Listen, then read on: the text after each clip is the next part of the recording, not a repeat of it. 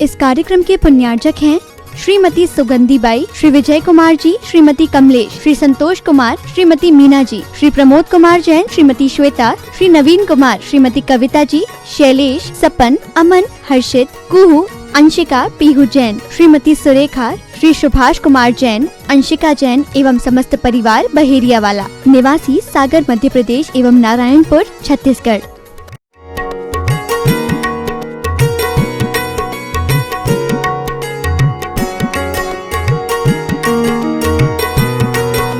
पूजा किसकी होती है? लक्ष्मी जी की। खरीदा क्या जाता है? चांदी, सोना, बही खाता, दुनिया भर की चीजें।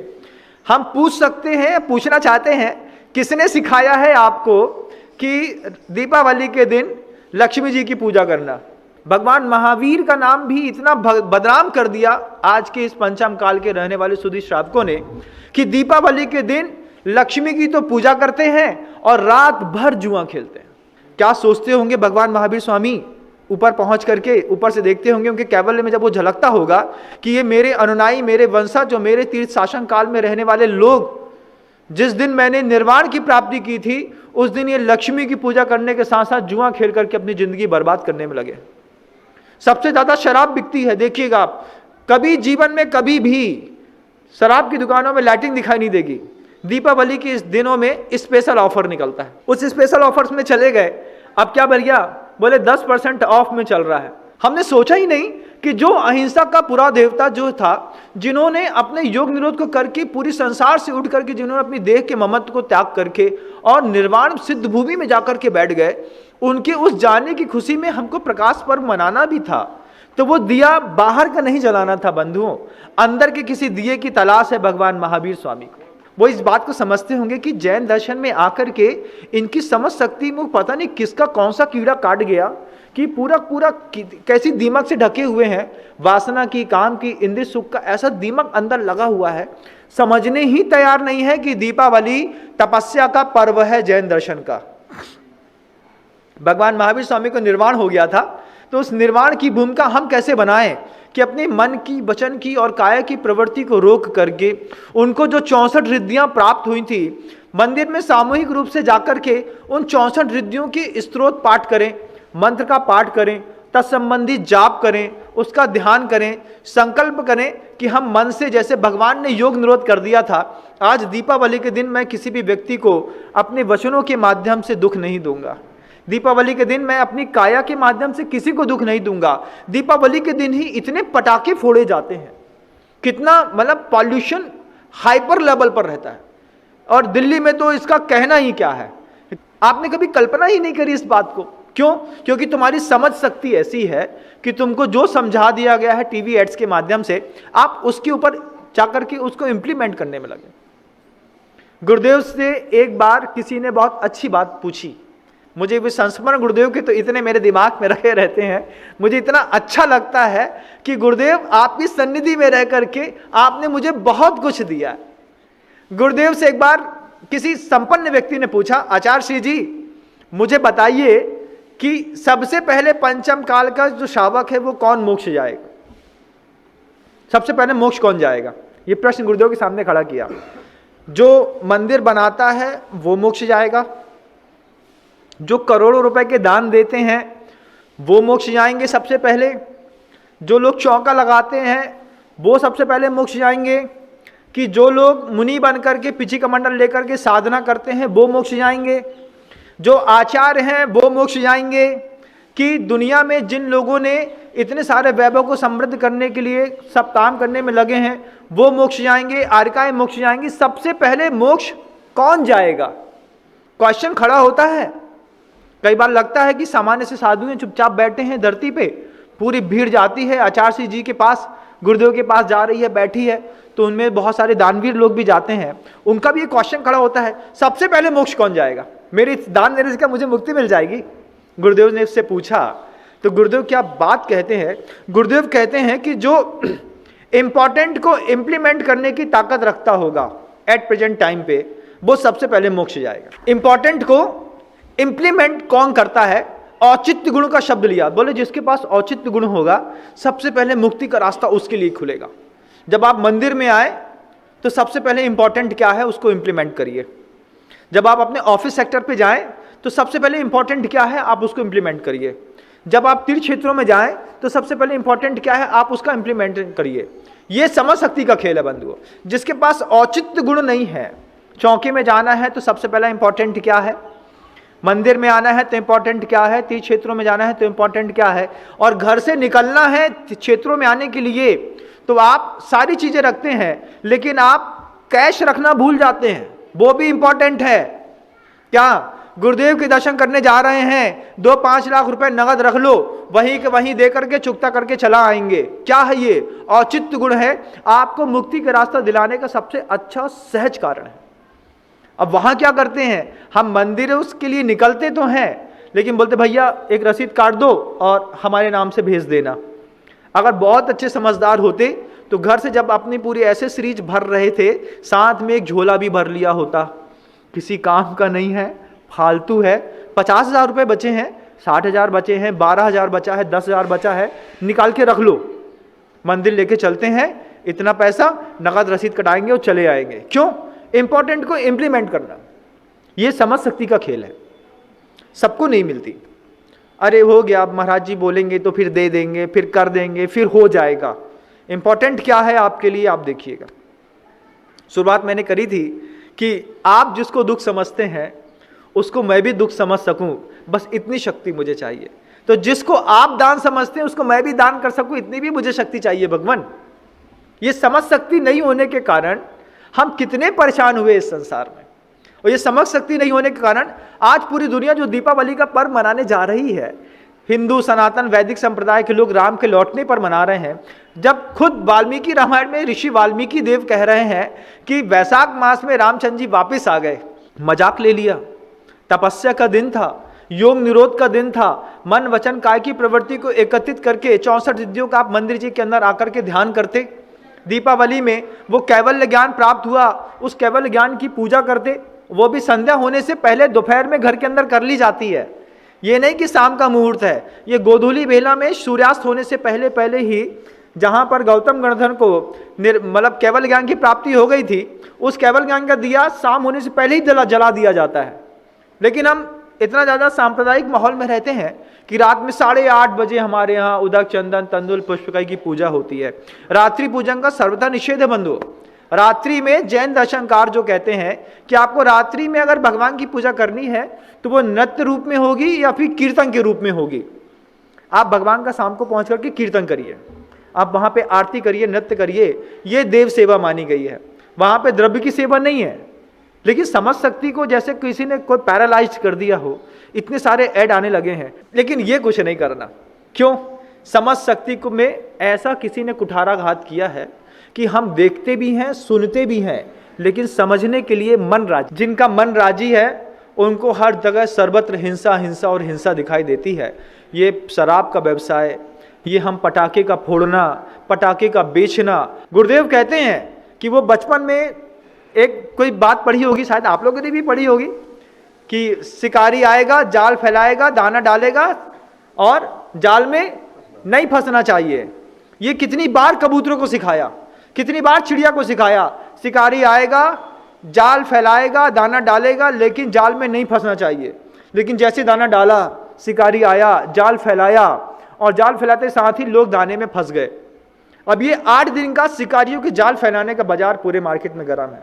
सोडियम लैंप लगने लगेंगे, बाहर स्टॉल लगने लगेंगे, ग्रीटिंग कार्ड्स लगने लगेंगे, मिठाई की दुकानें सजने लगेंगी। ये क्या है? ये जाल फैलाया जा रहा है। बम्पर ऑफर लिख दिया जाएगा टीवी फ्रिज कूलर की दुकानों के अंदर, जाल फैलाया जा रहा है। जाल फैलाया जा रहा है, टीवी खरीदना है, फ्रिज खरीदना है, धनतेरस का इतने सारे ऐड आएंगे। तनिष्क की ज्वेलरी में 20% की छूट है। सबसे मैक्सिमम ऐड जो आते हैं दीपावली के 15 दिन पहले से आते हैं। ये क्या है? जाल फैलाया जा रहा है। किस बात के लिए? तुम राम से भ्रमित होकर के इन सब चीजों में और काम में घुस जाओ। तुम महावीर से भ्रमित होकर के तुम इन चीजों में घुस जाओ, इसमें लगे रहो। और हम उसमें घुस भी जाते हैं। किसी को नहीं सूझी कि 64 रिद्धि के जो 64 मंत्र होते हैं सामूहिक विधान करना है। किसी को नहीं सोचता कि योग निरोध के दिन अगर धनतेरस के दिन योग निरोध किया था तो कम से कम हम वहां पे जाकर के भगवान महावीर स्वामी के उस योग निरोध की पूजा अर्चना करें, सामूहिक करें। नए कपड़े खरीदने, जींस टॉप खरीदना है, शॉर्ट्स खरीदने हैं, शर्ट खरीदनी है, टी शर्ट खरीदनी है, अच्छे कपड़े, इसकी प्रॉब्लम है। और कई लोगों की तो बड़ी और सोशल प्रॉब्लम्स रहती है। जो हाइपर स्टैंडर्ड वाले लोग प्रशासनिक अधिकारी रहते हैं, उनके दिमाग में तो और अलग ही फोबिया रहता है। वो क्या करते हैं, अरे भैया अब ये 20 पैकेट आ गए सोन पापड़ी के, इसको ठिकाने कहाँ लगाएं, क्योंकि गिफ्ट लेना देना होता है। गिफ्ट लेने देने में अब वो सोहन पापड़ी का पैकेट चलता है, गिफ्ट लेने देने में दे दो, यहाँ से पैकेट आया, ऑफिसर के घर में गए, सोन पापड़ी का पैकेट दे दिया। अब वो ऑफिसर सोचा इसको ठिकाने कहाँ लगाना है। ऑफिसर्स की वाइफ सिर्फ एक ही चीज देखती है कि काजू कतली किस डिब्बे पे आई है। काजू कतली वाले जितना डिब्बा है वो घर के अंदर रखो, बाकी सब ठिकाने लगाओ। बड़े बड़े ऑफिसर्स को गिफ्ट बांटे जाएंगे तो भैया किसी ने चांदी के पेट बना दी, किसी ने चांदी का हाथी बांटा, किसी ने कछुआ दिया। ऑफिसर्स को खुश करना है, दीपावली है, राम के दिन में राम की बात तो नहीं है। मस्काबाजी की बहुत बड़ी, चापलूसी का इतना बड़ा धंधा है कि सारे ऑफिसर्स को चापलूसी करनी पड़ती है। कोई डायमंड का सेट दे करके आ रहा है, कोई गोल्ड दे करके आ रहा है, कोई कुछ दे करके आ रहा है।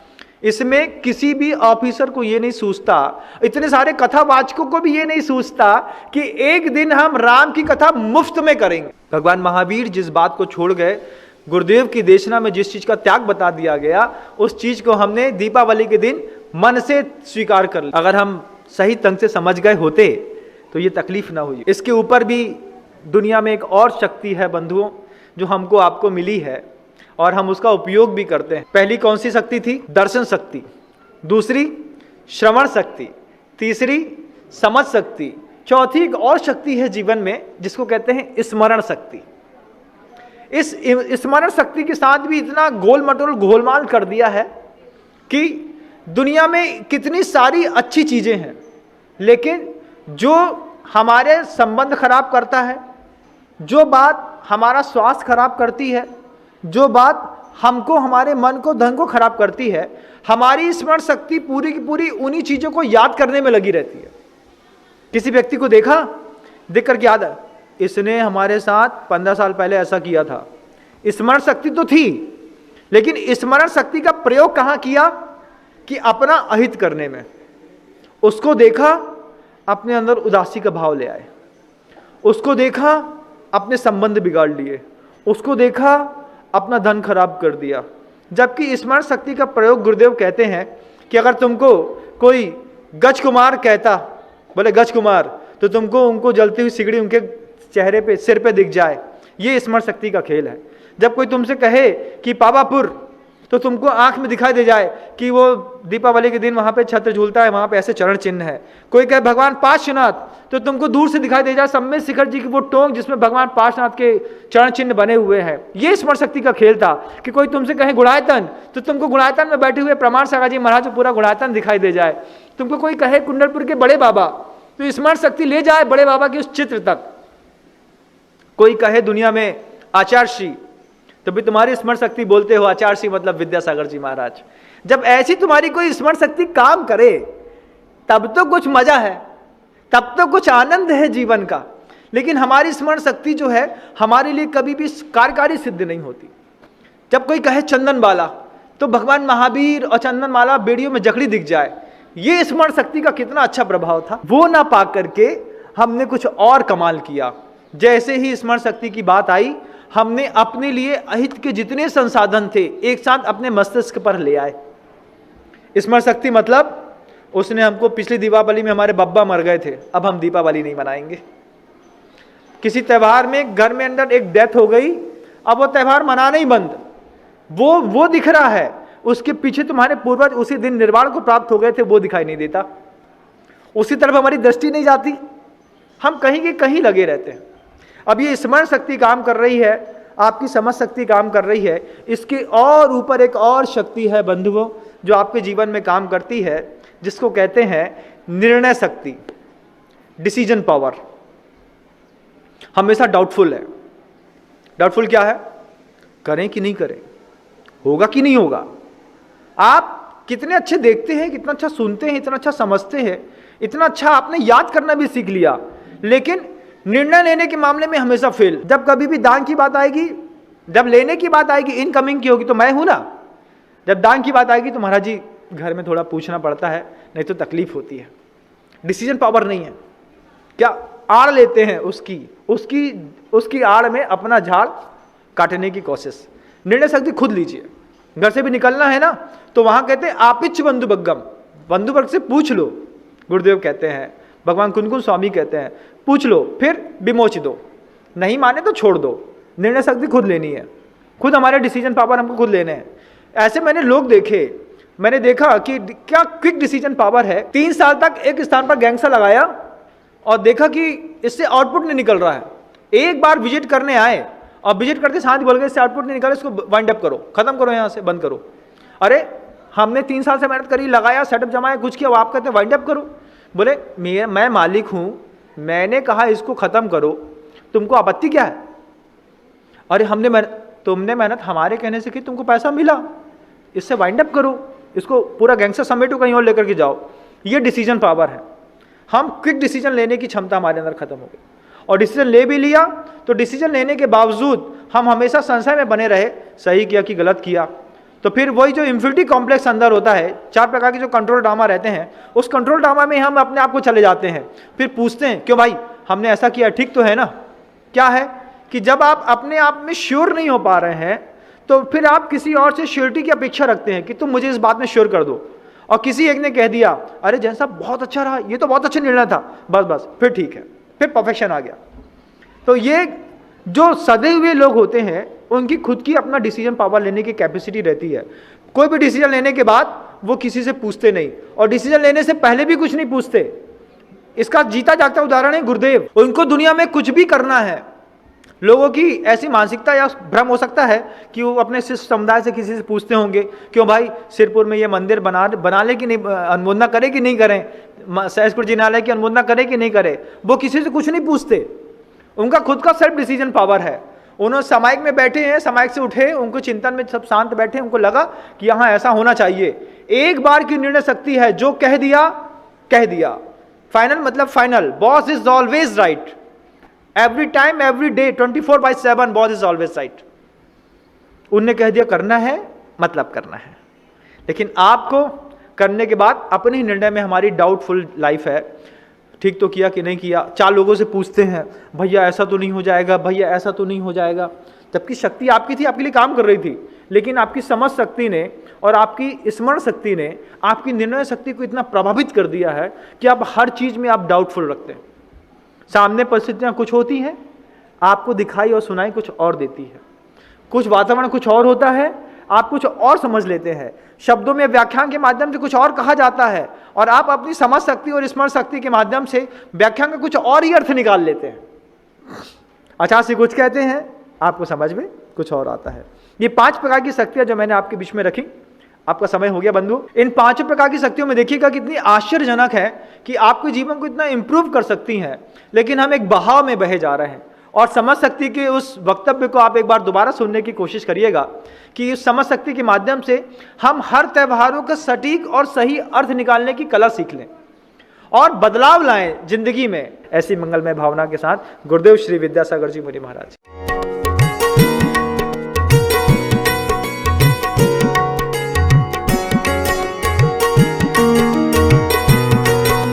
इस कार्यक्रम के पुण्यार्चक थे श्रीमती सुगंधी बाई, श्री विजय कुमार जी, श्रीमती कमलेश, श्री संतोष कुमार, श्रीमती मीना जी, श्री प्रमोद कुमार जैन, श्रीमती श्वेता, श्री नवीन कुमार, श्रीमती कविता जी, शैलेश, सपन, अमन, हर्षित, कुहू, अंशिका, पीहू जैन, श्रीमती सुरेखा, श्री सुभाष कुमार जैन, अंशिका जैन एवं समस्त परिवार बहेरिया वाला, निवासी सागर मध्य प्रदेश एवं नारायणपुर छत्तीसगढ़।